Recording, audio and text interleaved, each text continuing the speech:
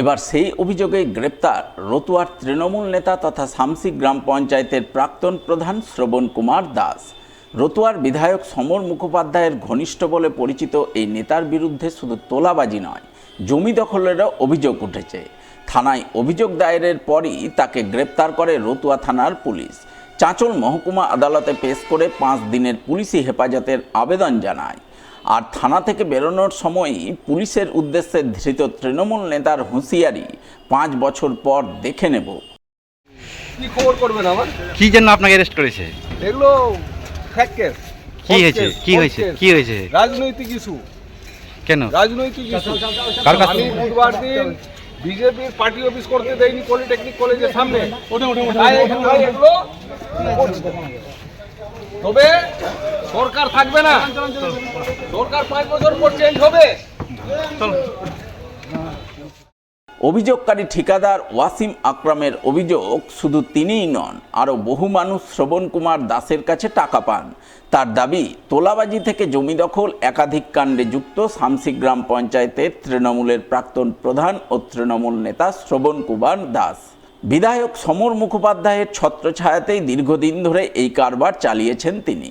সরকারি কাজের জন্য কয়েক লক্ষ টাকা দিয়েও কাজ পাননি। টাকা ফেরত চাইতে গেলে হুমকি দেওয়া হয়েছে, তাই পুলিশের দ্বারস্থ হয়েছেন। অভিযোগের ভিত্তিতে শ্রবণ কুমার দাসকে বৃহস্পতিবার রাতে গ্রেপ্তার করে রতুয়া থানার পুলিশ। শুক্রবার তাকে চাঁচল মহকুমা আদালতে পেশ করে। তদন্তের স্বার্থে 5 দিনের পুলিশি হেফাজতের আবেদন জানায় পুলিশ। যদিও অভিযুক্ত শ্রবণ কুমার দাসের দাবি, এটা রাজনৈতিক ষড়যন্ত্র, তার বিরুদ্ধে মিথ্যা অভিযোগ করা হচ্ছে। এই বিষয়ে রতুয়ার তৃণমূল বিধায়ক সমর মুখোপাধ্যায়কে ফোনে ধরা হলে তিনি বলেন, শ্রবণ কুমারের গ্রেপ্তারের বিষয়ে তার জানা নেই, তিনি এখন কলকাতায় রয়েছেন। ঘটনায় চাঁচল বিধানসভার বিজেপির অবজারভার অভিষেক সিংহানিয়া বলেন, তৃণমূলের আমলে উপরতলার নেতাদের মদতে সবাই তোলাবাজ হয়ে গেছিল। মানুষ এদের ভয়ে অভিযোগ জানাতে পারত না। সরকার পরিবর্তন হয়েছে, এখন অভিযোগ হচ্ছে। পুলিশ আইন অনুযায়ী তোলাবাজদের বিরুদ্ধে ব্যবস্থা নিচ্ছে। অভিযোগ বলতে আমি 2022 সালে প্রধান শ্রবণ কুমার দাস প্রধান চলাকালীন আমার কাজ কিন্তু আমার বিভিন্ন রকম টেন্ডার হয় গ্রাম পঞ্চায়েতে। আমি কিন্তু শামসি গ্রাম পঞ্চায়েতের আন্ডারে কন্ট্রাক্টরি কাজ করতাম এবং ও কাজ দিত না, এবং কাজের জন্য যখন বারবার ওর কাছে যাই, সে বলে কি আমাদের কাজ করতে গেলে আমাকে তোলা দিতে হবে, না হলে কাজ আমি দিব না। সেই কাজ বাবদ আমার কাছে 1,20,000 টাকা লাই, এবং কাজ কিন্তু দেয়নি। তারপরে যে কাজ দিয়েছে তার আলাদা করে টাকা নিয়ে বলেছিল এটা কোনোদিন আমি দিয়ে দেবো, এবং আমি বিভিন্ন রকম ওকে বলি কি টাকাটা আমাকে দিয়ে দাও, তো বলে টাকা দিয়ে দেবো। তারপরে আমাকে বললো কি আমাকে আর 1 লাখ টাকা দিয়ে একসাথে 2টাই টাকা দিয়ে দেবো, এবং সেটা আমি এবং মনোজ সিং বলে দুজনে কিন্তু আমরা সাথে থেকে এভিডেন্স আরও 3-4 জন ওখানে ছিলেন, তার হাতে আবার 1 লাখ টাকা আমি ক্যাশ দিই। সে টাকার জন্য যখনই আমি বলতে যাই দাদা আমি টাকাটা দিয়ে দিই, আমি টাকার খুব সমস্যায় পড়ে আছি, সে আমাকে তখন তৃণমূল সরকার রানিং অবস্থায় তখন ওই কিন্তু একটা বাহুবলী টাইপের এবং জমি মাফিয়া, এবং সে প্রধান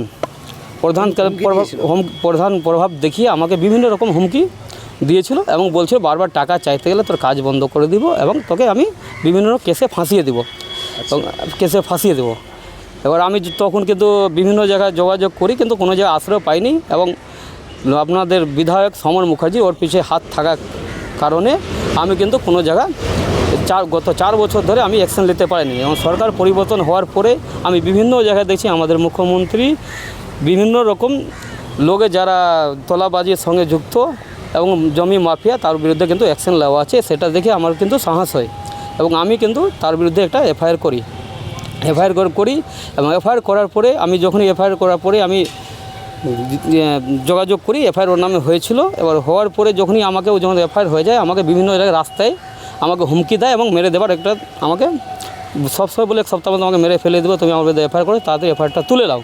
সেই এফআইআর না তোলার কারণে আমাকে কিন্তু বিভিন্ন রকম টর্চার করে। আমি সাথে কাল রাত্রে এসে আমি বউর কাছে একটা কমপ্লেন জমা দিই কি আমাকে এফআইআর তুলে দেওয়ার জন্য চাপ দিচ্ছে এবং মেরে দেওয়ার হুমকি দিচ্ছে। সেই ইংলিশটি আমি কিন্তু একটা কমপ্লেন জমা দিই এখানে, এবং শুনেছি যে পুলিশ প্রশাসন একটা অ্যাকশন নিয়েছেন। এটা প্রশাসন অ্যাকশন নিয়েছে, ওনাকে অ্যারেস্ট করা হয়েছে। কোন থানায় অ্যারেস্ট করেছে? রতুয়া থানা। আচ্ছা, বলছি এই শ্রবণ কি দায়িত্বে রয়েছে এখন? বর্তমানে মনে হয় গ্রাম পঞ্চায়েতের গ্রাম পঞ্চায়েতের মেম্বার এবং মনে হয় আপনাদের ওই পঞ্চায়েত আপনার গ্রাম পঞ্চায়েত 3 নম্বরের মনে হয় চেয়ারম্যান, উনি হলেন গ্রাম্য চেয়ারম্যান এবং লোকাল কিন্তু এটা জমি মাফিয়া। উনি বিভিন্ন রকম লোকের সঙ্গে তোলাবাজিতে যুক্ত এবং কেউ সাহস করে ওনার বিরুদ্ধে আসতে পারছে না। গত রাত্রে তৃণমূলের এক দালাল নেতা যে বিগত দিনে ভোট লুট করেছে, জনগণের টাকা লুট করেছে, কোটি কোটি টাকা পঞ্চায়েত থেকে প্রধান থাকাকালীন লুট করেছে, সেখানে পুকুর ভরাট করিয়েছে, মানুষের টাকা নিয়ে তোল্লাবাজি করেছে, মানুষকে শাসিয়েছে। বিগত দিনে যখন তৃণমূলের সরকার ছিল তখন শামসি ফাঁড়ি দখল করেছে।